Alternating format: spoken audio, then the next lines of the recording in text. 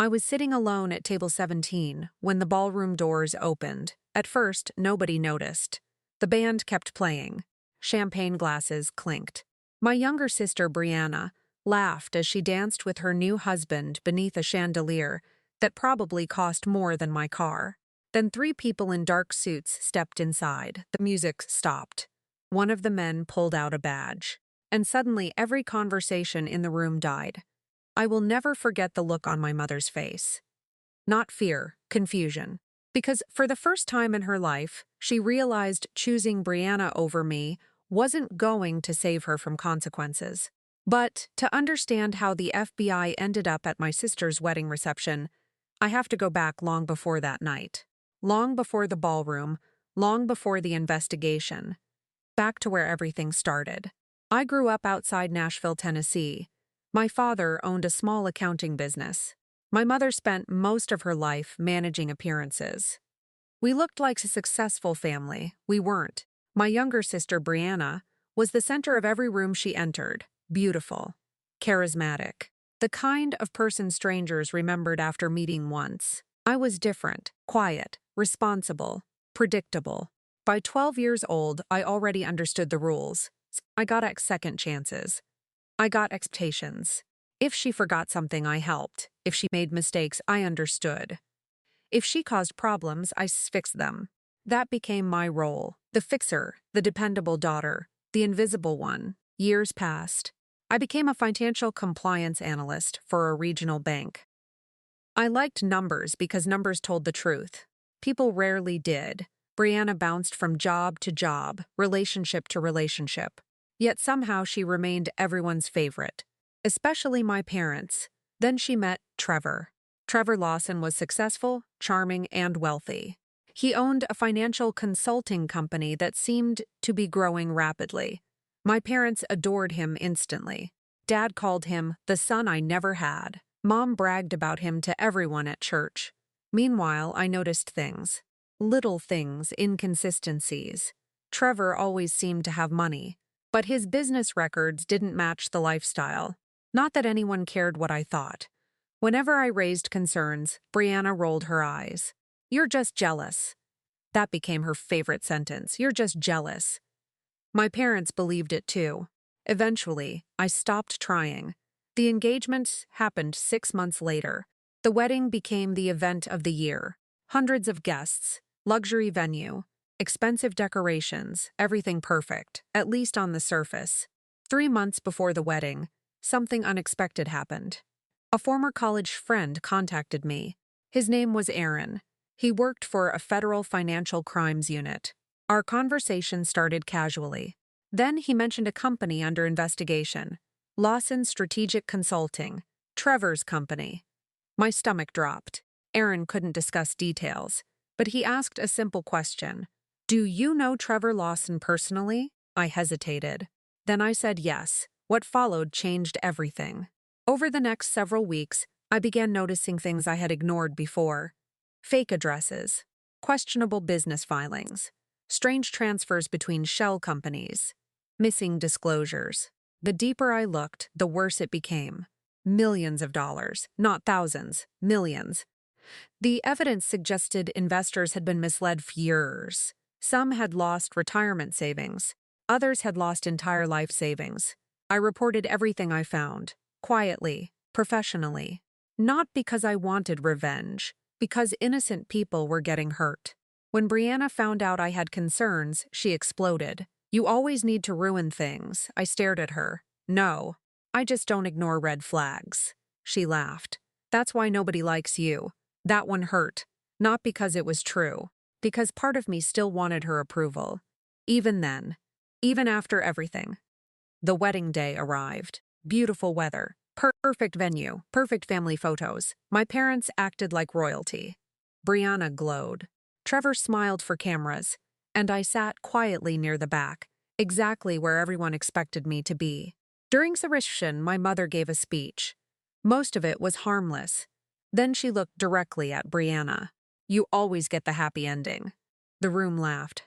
My sister smiled proudly. I felt something inside me go still. Not anger, acceptance. Because some people never stop showing you who they are. Then the ballroom doors opened. 3 agents entered. Dark suits, federal badges, serious faces. The lead agent approached Trevor calmly. The entire room watched. Nobody moved. Nobody spoke. "Trevor Lawson?" His smile vanished. "Yes? We need to speak with you regarding an ongoing federal investigation." The silence felt deafening. My mother looked confused. Dad stood halfway from his chair. Brianna grabbed Trevor's arm. "What is this?" The agent remained calm. "Sir, please come with us." Trevor's face turned white. For a moment, nobody understood. Then one of the agents mentioned financial fraud. The room erupted. Guests whispered. Phones appeared instantly. Someone started recording. My mother kept repeating the same sentence. There must be a mistake. But Trevor wasn't denying anything. That was the terrifying part. He looked defeated, like a man who knew the game was over. Brianna started crying. "What did you do?" He didn't answer. The agents escorted him toward the exit. And suddenly years of carefully constructed lies collapsed in front of hundreds of witnesses. As Trevor disappeared through the doors, Brianna turned toward me. Her makeup was running. Her voice shook. "You knew?" I held her gaze. "I suspected." The room seemed frozen. Then my father asked the question that mattered. "Why didn't you tell us?" I almost laughed. Because I had, over and over, for months. Nobody listened. "You chose not to hear me," I said quietly. The truth landed harder than any accusation. My father sat down slowly. My mother looked away. For the first time, nobody defended Brianna. Nobody blamed me. Nobody asked me to stay quiet. The reception ended early. Guests left in stunned silence. The fairy tale was over. In the weeks that followed, the investigation became national news. Authorities uncovered years of fraud. Investors came forward. Families told stories of financial devastation. The losses were staggering. Trevor eventually accepted a plea deal.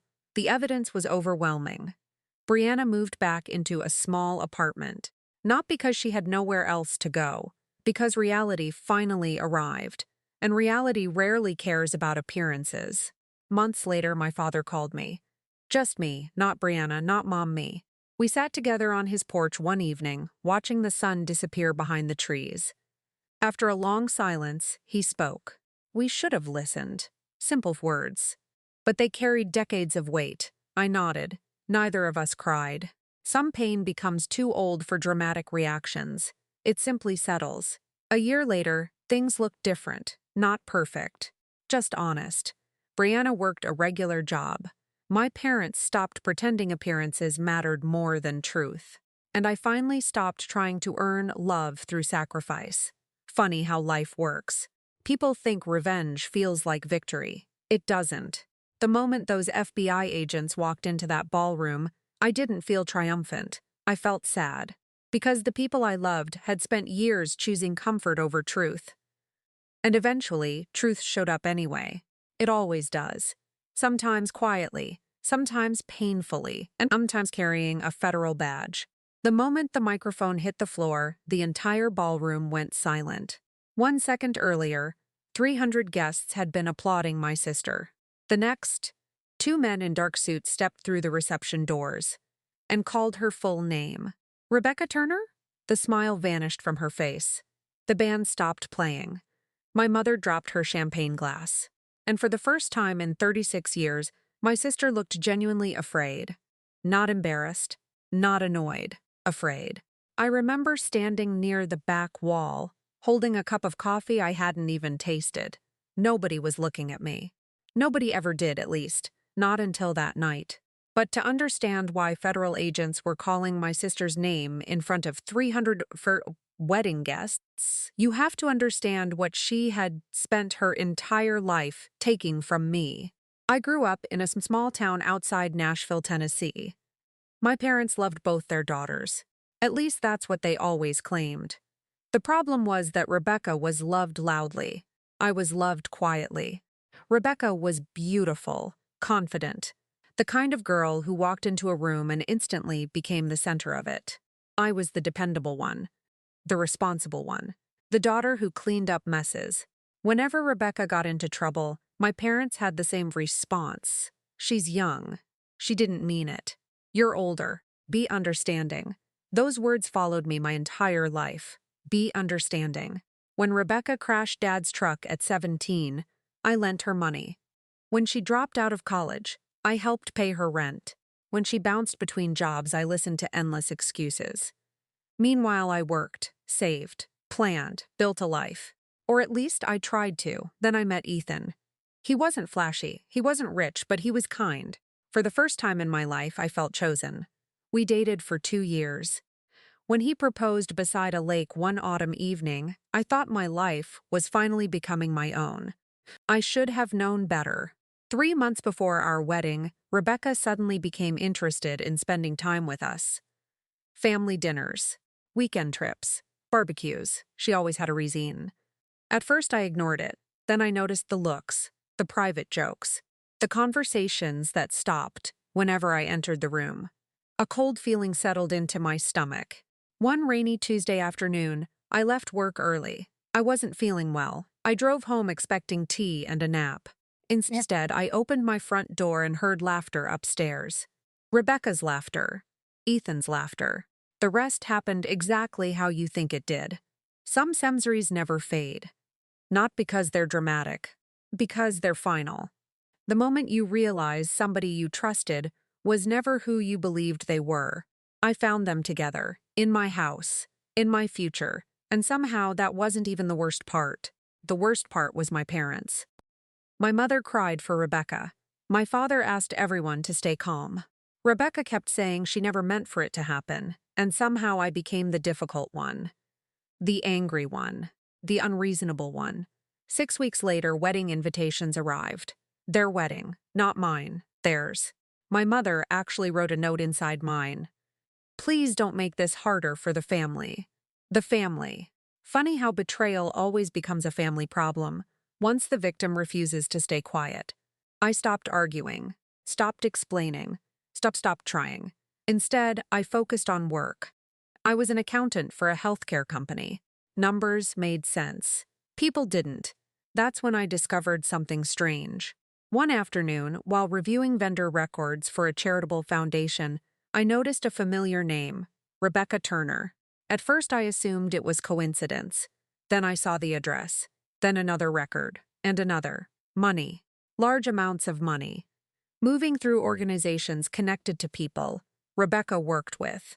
The more I looked, the stranger it became. I wasn't investigating my sister. I was doing my job. But the deeper I dug, the more impossible it became to ignore. Eventually, I reported everything through official channels. After that, I moved on. Or at least I tried to. Months passed. The wedding approached. People expected me to stay home. Instead, I attended. Not for revenge. Not for closure. Honestly, I was tired of hiding. The reception took place at a luxury hotel downtown. Crystal chandeliers, white roses, expensive wine.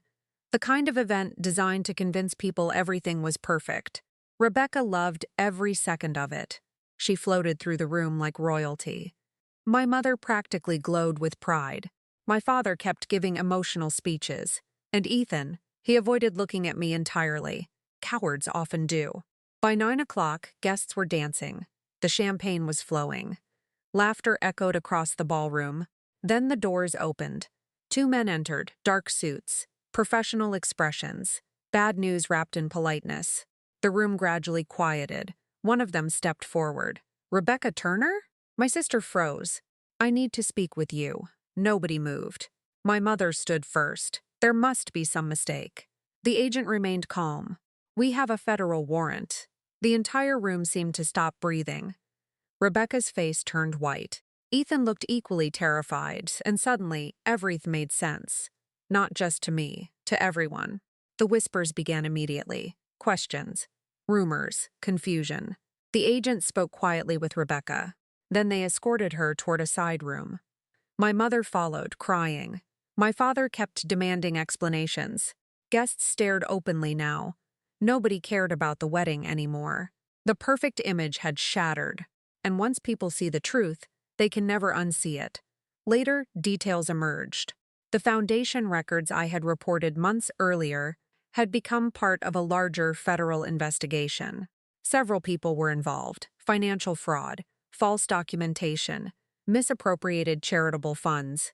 Rebecca wasn't the mastermind, but she had participated, knowingly. The evidence was overwhelming. The reason agents appeared at the reception wasn't dramatic coincidence. It was timing. The warrant had finally been approved that morning. And unlike my parents, federal investigators weren't interested in protecting appearances. The reception ended early. Guests left in stunned silence. The wedding photographs were never finished. The honeymoon never happened. And for the first time in her life, Rebecca couldn't charm her way out of consequences. 3 months later, my mother called. She sounded older, smaller, tired. "I think we failed both of you," she whispered. I didn't know what to say, because part of me had wanted that apology for years. Another part of me knew it came far too late. Eventually, Rebecca accepted responsibility. Not immediately, not gracefully, but eventually. Consequences have a way of stripping away illusions. Today, we barely speak. Sometimes that's the healthiest outcome. Not every relationship survives the truth. And honestly, not every relationship should. People often ask whether I felt satisfaction watching everything fall apart. The answer surprises them. No, I felt sadness. Because the real tragedy wasn't the wedding. It wasn't the investigation. It wasn't even the betrayal. The real tragedy was watching an entire family spend decades protecting the wrong person. By the time the truth arrived, the damage had already been done. Still, if I learned anything from that night, it was this. Being kind does not mean being silent.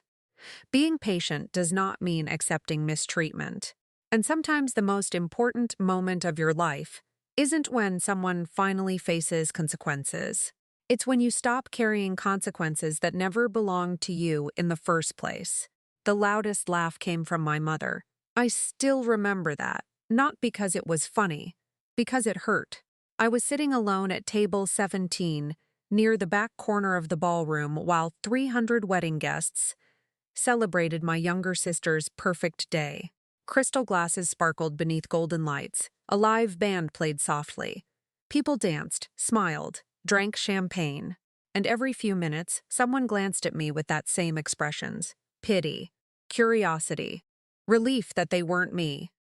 Then my mother raised her glass and said something that made the entire room laugh. At least one of my daughters was how to keep a good man. The room erupted. Not everyone laughed, but enough did. Enough. I smiled politely and stared down at my untouched coffee.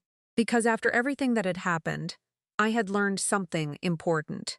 People will laugh at your pain when they think there will never be consequences. They were wrong. Very wrong. But to understand why the FBI shut down my sister's wedding reception less than an hour later, you need to understand how we got there. I grew up in Western Pennsylvania in a family that looked perfect from the outside. My father owned a successful roofing company. My mother volunteered at church. We lived in a large brick house with a white fence and carefully trimmed bushes. The kind of house people point at when they talk about good families. Inside was different. My younger sister, Olivia, was the favorite. Nobody said it aloud. They didn't need to. Some truths become obvious through repetition. When Olivia lied, she was misunderstood. When I made mistakes, I was irresponsible. When Olivia needed help, everyone rushed to save her. When I needed help, I was told I was strong enough to handle it. Over time, you stop fighting those roles. You simply survive them. By 38, I worked as a compliance manager for a regional healthcare network. The job wasn't glamorous, but I liked it. Rules matter, details matter, truth matters. Maybe that's why I ended up becoming the problem. 3 years earlier, I met Ryan, steady, reliable, kind. The kind of man who remembered birthdays and called his grandmother every Sunday. For the first time in my life, I felt chosen. Then Olivia noticed him. Looking back now, that was the beginning of the end. At first, it seemed harmless. Extra conversations, playful jokes, longer hugs than necessary. I ignored it. Then one evening, I arrived early to a family barbecue. Ryan's truck was already there. I walked around the side of the house, and saw them sitting together on the porch swing, holding hands. Neither saw me immediately. The feeling wasn't anger. Not at first. It was disbelief. Like watching your house burn down while your brain refuses to understand what's happening. The confrontation afterward was ugly. Ryan apologized. Olivia cried. My mother defended her. My father avoided eye contact. And somehow the conversation became about forgiveness instead of accountability. 6 months later, they announced their engagement. My mother cried tears of joy. I nearly laughed from the absurdity of it all. The wedding planning became a public celebration of my humiliation. People whispered, asked questions, pretended sympathy. Meanwhile, Olivia posted engagement photos online every week. Sunsets, vacations, fancy dinners, a life built on somebody else's heartbreak. I stopped attending family gatherings, stopped explaining myself, stopped expecting fairness. Work became my refuge. That's when something strange happened. One afternoon, our compliance department received an anonymous complaint regarding a charitable healthcare foundation that partnered with several regional businesses. Normally, I wouldn't have been directly involved, but one of the names caught my attention, Ryan Calloway. I frowned. The complaint alleged unusual financial transfers between several nonprofit accounts. At first, I assumed coincidence. Then I started reviewing documentation. The deeper I looked, the worse it became. Missing records, questionable invoices, unexplained payments, large amounts of money moving through organizations that existed mostly on paper. I followed protocol, reported everything, submitted documentation, then moved on. At least I tried. Months passed. The investigation disappeared into government channels. Life continued. Eventually, Olivia's wedding day arrived. The ceremony took place at an expensive country club overlooking a lake. Everything looked perfect. Exactly the way my mother wanted. I almost didn't attend. But something inside me needed closure, needed to see it with my own eyes. So I sat quietly at table 17 while everyone celebrated. The bride glowed. The groom smiled. My parents looked proud. Then came my mother's toast. At least one of my daughters finally knows how to keep a good man. Laughter filled the room. Even Olivia laughed. Ryan laughed too. That hurt more than I expected. For a moment, I considered leaving. Then the ballroom doors opened. 4 people entered, 2 men, 2 women, dark suits, professional expressions, no smiles. At first, nobody noticed. The music continued. Conversations continued. Then one of the men approached the head table. Everything changed. Fast. Ryan Calloway? The microphone squealed as someone lowered it. The room grew silent. Ryan stood slowly. Olivia looked confused. My mother looked annoyed. The man displayed identification. I need you to come with us. The silence became suffocating. What is this? Olivia asked. Nobody answered immediately. Another agent stepped forward. Several guests began recording with their phones. My father's face turned pale. Ryan looked terrified, not surprised, terrified. That difference matters. People who are innocent ask questions. People who are guilty recognize consequences. The lead agent spoke calmly. We have a federal warrant related to an ongoing financial fraud investigation. The words hit the ballroom like an explosion. Gasps, whispers, shock. Ryan sat down heavily. Olivia grabbed his arm. What are they talking about? He couldn't answer. Or wouldn't. The agents continued speaking quietly. Then Ryan lowered his head, and everything became clear. My mother looked around desperately, as if someone could explain away reality, as if appearances still mattered. But the illusion was gone, completely gone. The investigation I had reported nearly a year earlier had expanded dramatically. Federal authorities had uncovered fraudulent transactions involving charitable healthcare funds, several shell organizations, multiple participants, millions of dollars. Ryan wasn't the mastermind, but he had been deeply involved. The timing wasn't planned for dramatic effect. The warrant had simply been approved that week. Unfortunately for him, it happened to be his wedding day. Guests stood frozen. The band packed equipment quietly.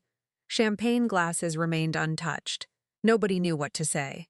Eventually, agents escorted Ryan from the ballroom. Olivia followed behind him, crying.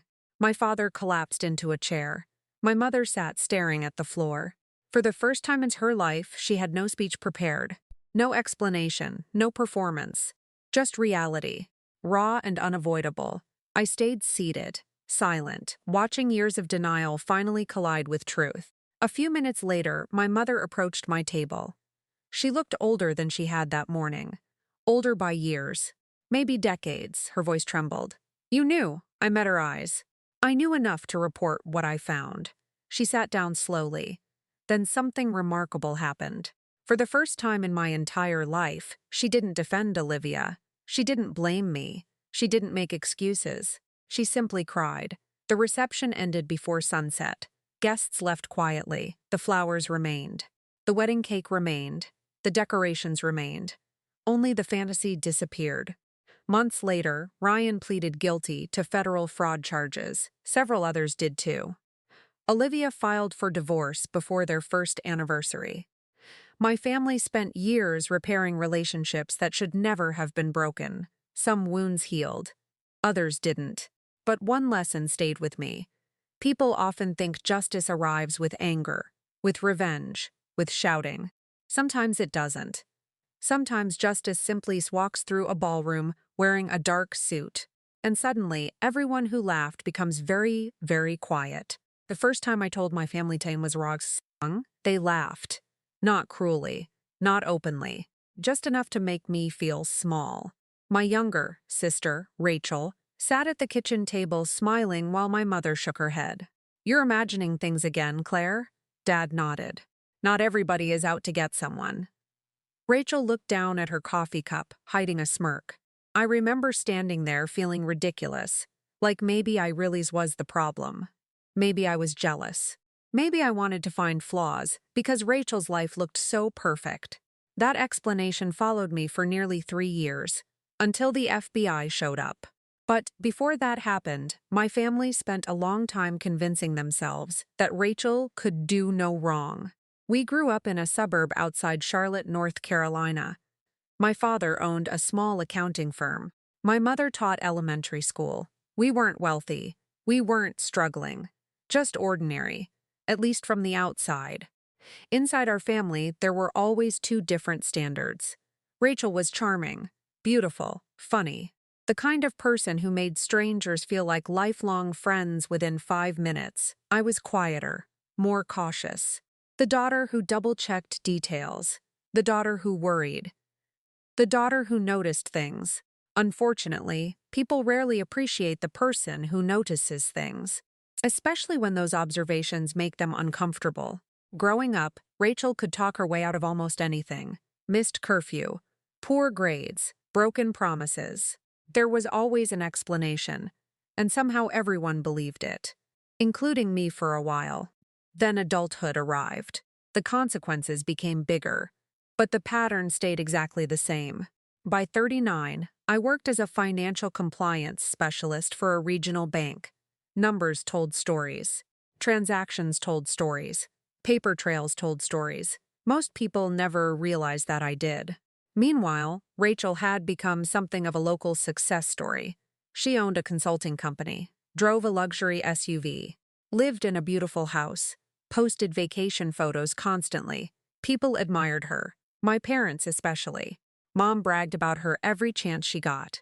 Dad called her ambitious. Whenever I raised concerns, they dismissed them immediately. You're jealous. Every conversation ended there. The first thing that bothered me was how quickly her business grew. The second was how often details changed. Different partners, different explanations, different stories. Nothing obvious, just small inconsistencies. The kind most people ignore. One Thanksgiving, Rachel arrived wearing a watch that probably cost more than my monthly salary. Dad admired it. Mom smiled proudly. I asked a simple question. Business must be doing well. Rachel hesitated, only briefly. Then she laughed. Very well. Something about the answer felt wrong. I couldn't explain why. I only knew it did. Months later, I attended a charity fundraiser downtown.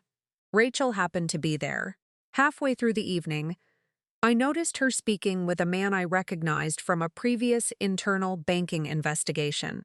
Not a criminal, not officially, but someone connected to questionable financial activity.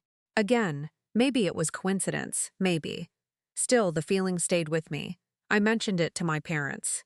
Mom rolled her eyes. Dad sighed dramatically. Rachel laughed. Claire watches too many crime documentaries. Everyone laughed, including relatives. I stopped talking. Sometimes silence feels easier than constant dismissal. Then things became stranger.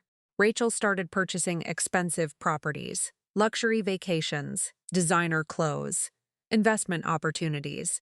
Her lifestyle expanded rapidly, far faster than the consulting business supposedly generating the income. When I asked questions, people accused me of bitterness. Eventually, I started questioning myself. Maybe they were right. Maybe I couldn't stand watching her succeed. Maybe years of favoritism had poisoned my perspective. Then everything changed.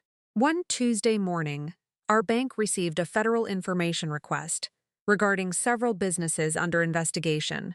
Normally, requests like that weren't unusual, but one company name froze me in place. It belonged to one of Rachel's business partners. A cold feeling moved through my stomach. I followed protocol. Nothing more, nothing less. But over the following months, additional requests arrived, more company seized, more names, more connections. Every road seemed to lead back toward the same network, and increasingly toward Rachel. I told nobody, not because I wanted revenge, because I needed facts. Facts matter, accusations don't. By then, my family had already decided I was the jealous sister. Nothing I said would matter without proof, so I stayed quiet. The investigation continued in the background. Life moved forward. Then Rachel announced her engagement. The family celebrated. Mom cried. Dad toasted the happy couple. Relatives posted congratulations online. Rachel looked radiant, perfect, untouchable. Meanwhile, I sat through dinner, listening to everyone praise her success. At one point, my aunt leaned over and whispered, "You should be proud of your sister." I smiled politely. What else could I do? The wedding was scheduled for early autumn. A beautiful venue overlooking a lake. Hundreds of guests, luxury decorations, everything extravagant, everything perfect, at least on the surface. The ceremony itself went smoothly. Vows, applause, photographs, champagne. People laughed and danced while a live band played. I stayed near the edge of the ballroom, not hiding, just observing. Years of being treated like an outsider had taught me where I belonged. Near the end of the reception, my father stood to make a toast. His voice filled the room. Rachel has always been special. Guests smiled. Mom wiped away tears. Then Dad added something that stung more than he realized. Some people are simply born to succeed. Several guests applauded. Rachel beamed. I looked down at my glass. The old familiar feeling returned. Not jealousy, loneliness. Then the ballroom doors opened. At first, nobody paid attention. Why would they? It was a wedding. People were dancing, celebrating. Living inside a perfect moment, then 4 individuals entered. Dark suits, professional expressions, serious faces. The music gradually stopped. Conversations faded. Something had changed. The atmosphere shifted instantly. One of the agents approached Rachel. "Rachel Morgan?" Her smile disappeared. My father frowned. My mother looked confused. Rachel stood slowly. The room became silent. "I need you to come with us." The word seemed impossible. Guests stared openly. Several people pulled out their phones. Rachel's fiancé looked completely shocked. My mother stepped forward immediately. "There must be some mistake." The lead agent remained calm. "There is no mistake." My father's face lost all color. Rachel looked terrified, not surprised. Terrified. That detail mattered. Because innocent people usually demand explanations. Rachel simply froze. The agent continued speaking quietly. Federal fraud investigation. Financial conspiracy. False business filings. Money laundering activity connected to multiple companies. The words echoed through the ballroom. People gasped, whispered, stared. The perfect image shattered. Piece by piece, years of admiration collapsed in real time. And suddenly, every concern I had ever raised no longer sounded paranoid. They sounded accurate. The investigation had been ongoing for nearly 2 years. Authorities had uncovered a network of fraudulent companies moving money through fake consulting agreements and shell businesses. Rachel wasn't the mastermind, but she had been deeply involved, far more involved than anyone imagined. The evidence was overwhelming. As agents escorted her away, she looked around the room desperately. At my parents, at her husband, at relatives, at me. For the first time in our lives, nobody rushed to save her. Nobody had an explanation. Nobody called me jealous. Nobody laughed. The silence felt heavier than any argument ever could. The reception ended early. Guests left quietly. The band packed up. The wedding cake remained untouched. Flowers filled the room, but the celebration was over. Months later, my mother visited my house as Ilse. She looked older, exhausted, sad. We sat at my kitchen table in silence for several minutes.